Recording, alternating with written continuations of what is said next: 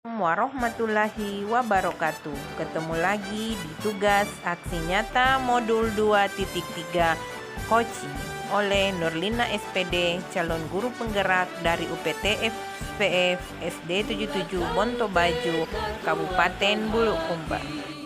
Dengan pengajar praktik Ibu Rita Fatima Malonda SHSPD dan fasilitator Bapak Dr. Andes Haji Sutiono MPD.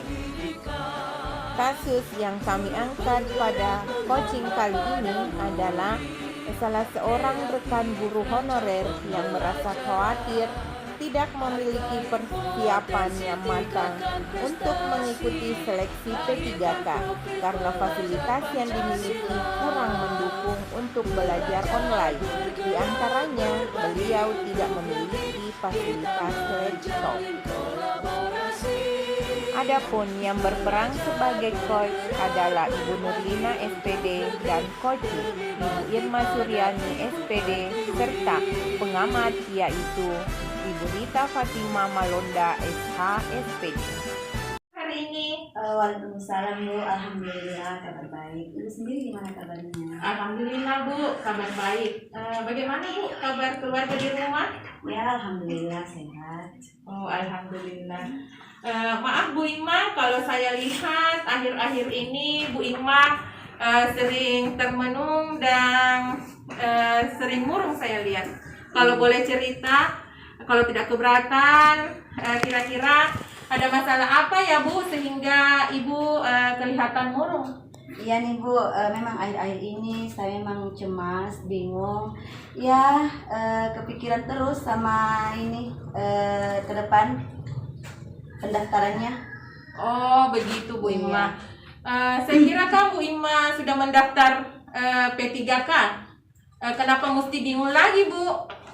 Iya nih Bu, saya memang sudah mendaftar dan sudah ada pengumumannya. Saya memang lulus berkas. Cuman saya merasa cemas karena persiapan saya selama ini belum bagaimana ya, belum matang sekali. Oh begitu ya Bu. Iya. Kira-kira setelah kita diskusi sebentar, kira-kira apa tujuan yang akan Ibu capai? Begini nih Bu, saya pengen Ibu itu mau mendengar curhatan saya dan saya sangat mengharapkan doa dari Ibu dan teman-teman untuk semoga saya lolos nanti. Oh begitu Bu Ima. Insya Allah saya dengan rekan-rekan yang lain akan selalu mendoakan Ibu. Semoga Ibu mendapatkan yang terbaik dan bisa lolos dalam seleksi P3K ini. Amin Bu, terima kasih banyak doanya. Begini Bu Ima, menurut Bu Ima, apa kesulitan yang membuat Bu Ima sehingga sering termenung dan bingung saat ini? Saya sangat takut, saya sangat merasa takut sekali gagal Bu. Apalagi ini kan soal-soalnya sangat menantang dan saya sangat ragu apakah saya bisa nanti menghadapinya. Itu yang selalu menjadi menjadi ketakutan saya ini Bu. Oh, begitu Bu Ima. Jadi Ibu Ima merasa takut gagal karena belum ada persiapan. Mungkin ada masalah lain Bu yang mengganggu pikiran Ibu. Kalau tidak keberatan, mungkin Ibu bisa ceritakan sama saya. Begini Bu, kan selama ini kan semua serba online. Kalau saya mau belajar online kan saya terkenal dengan laptop. Saya kan belum punya perangkat itu dan saya juga merasa mau ke luar download soal-soal. Saya juga terkendala hal itu. Kalau hanya mengandalkan Android kan Ibu tahu sendiri lebih bagus perangkat laptop. Oh begitu Bu Ima. Setelah saya mendengarkan keluh kesah dari Bu Ima, saya dapat menyimpulkan bahwa Bu Ima itu mempunyai dua masalah pokok. Iya. Yang pertama, belum punya persiapan dan merasa takut untuk mengikuti seleksi P3K. Yang kedua, Bu Ima terkendala dalam perangkat karena Bu Ima tidak memiliki perangkat untuk belajar online. Iya Bu. Sejauh ini Bu Ima kira-kira apa langkah-langkah yang telah Ibu Ima ambil untuk mengatasi masalah Ibu? Iya Bu, Iya, selama ini saya sering ikut-ikut bimbel, ikut tryout, dan saya selalu mendownload soal-soal untuk mengerjakan soal-soal P3K nanti, dan persiapan saya hanya itu. Saya hanya mengandalkan Android untuk mengikuti itu semua, Bu. Oh, begitu Bu Iya. Irma. Kalau masalah Ibu dengan perangkat laptop, kira-kira Ibu punya solusi apa untuk mengatasi masalah Ibu ini?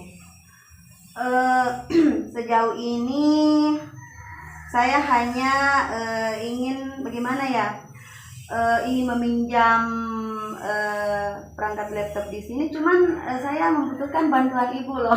Oh, Semoga nanti ibu bisa membantu saya untuk ketemu sama bapak kepala sekolah dan bendahara ya, bagaimana ya kedepannya supaya saya bisa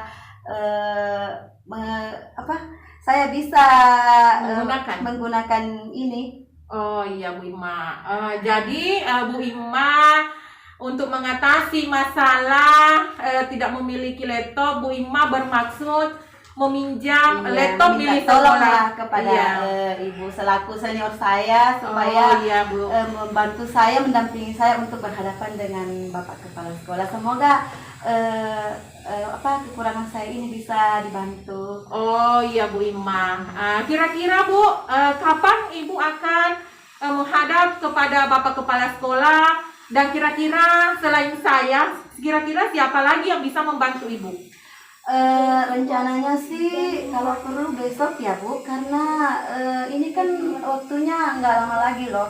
Cuma saya juga berharap untuk sama Ibu Bendahara, semoga dia juga bisa mendengarkan keluhan saya, karena di samping Pak Kepala Sekolah ya ada Ibu Bendahara juga, dan semoga itu bisa membantu saya dengan bantuan Ibu juga. Oh iya Bu, Ya. saya sangat setuju Bu dengan usaha Ibu, dengan niat Ibu untuk meminjam laptop milik sekolah. Karena sebagai saya tahu bahwa laptop sekolah itu jarang sekali digunakan loh Bu. Iya, Bu. Jadi daripada menganggur di kantor, mending Ibu gunakan. Iya.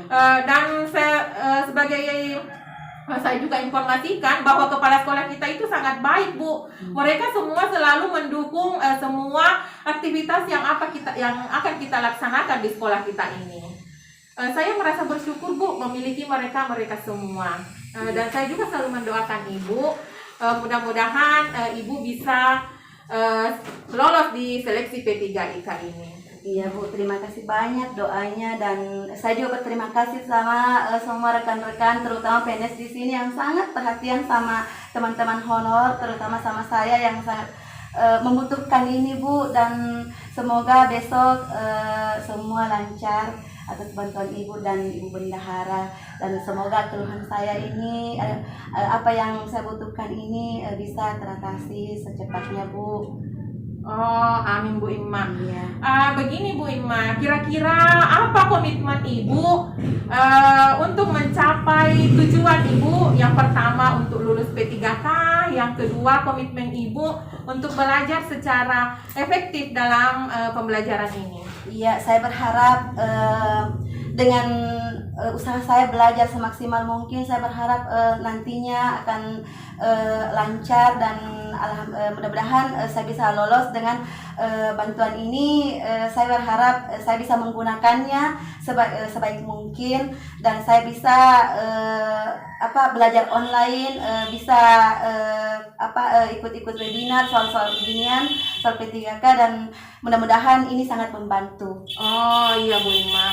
Kira-kira bagaimana perasaan Ibu setelah kita mengadakan curhat hari ini? Ya, alhamdulillah Bu, sangat plong sekali. Saya sangat bersyukur sekali karena tidak ada lagi ya rasa gimana ya, rasa takut gagal, rasa penasaran, dan dengan adanya curhat begini Bu bersama dengan Ibu, saya sudah merasa sangat bersyukur sekali karena ternyata rekan-rekan kerja saya di sini sangat perhatian dan sangat membantu saya. Oh iya Bu Ima, itu adalah tugas kami sebagai rekan kerja dan selaku teman di sekolah kita ini. senantiasa mendoakan semua rekan-rekan Hono di sekolah kita, semoga nantinya bisa lolos semua dalam seleksi P3K ini. Amin. Saya juga menyarankan kepada ibu supaya jangan lupa ibu meminta doa restu dari orang tua. Bagaimanapun doa restu orang tua itu penentu dari kesuksesan kita. Amin. Dan saya juga berharap doa dari ibu dan rekan-rekan untuk kebaikan saya ke depannya. Amin. Iya, terima kasih Bu Ima. Assalamualaikum warahmatullahi wabarakatuh. Waalaikumsalam warahmatullahi wabarakatuh.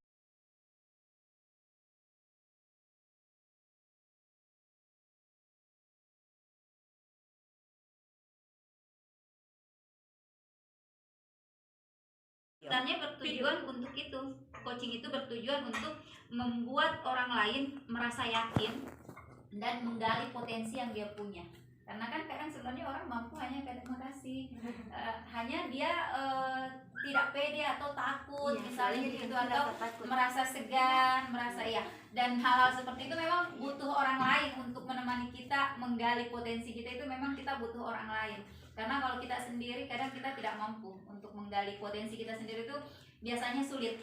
Tapi ketika kita dapat bantuan dari orang lain, meyakinkan kita, kemudian karena kan biasa bercerita saja kalau kita lagi merasa itu langsung plong, langsung plong, ya seperti itu. Jadi memang coaching itu sebenarnya sangat dibutuhkan, bukan hanya sama rekan kerja tapi sama murid pun pada akhirnya sebenarnya harusnya begitu. Murid itu kan tidak selalu harus dicekoki gitu, dibagi ilmu saja begitu, tapi ada kalanya kita harus mau mendengar keluhan mereka, harus bisa tahu mungkin dengan proses coaching kita mendengar keluhan mereka, itu kita tahu apa sebenarnya yang mereka butuhkan, apa yang mereka mau sebenarnya. Nah, dari proses itu mungkin saja ada ide-ide baru yang bisa membangkitkan kreativitas kita untuk membuat metode pembelajaran yang jauh lebih bagus, yang bisa membuat anak-anak senang. Karena kan kita sudah tahu ternyata dan yang perlu juga dipahami bahwa dalam satu kelas itu tidak semua sama, beda-beda. Ada banyak kepala gitu yang harus kita mengerti satu persatu. Nah, guru itu salah satunya yaitu bukan hanya sebagai pengajar, bukan hanya sebagai pendidik, tetapi jadi konsultan juga kadang-kadang.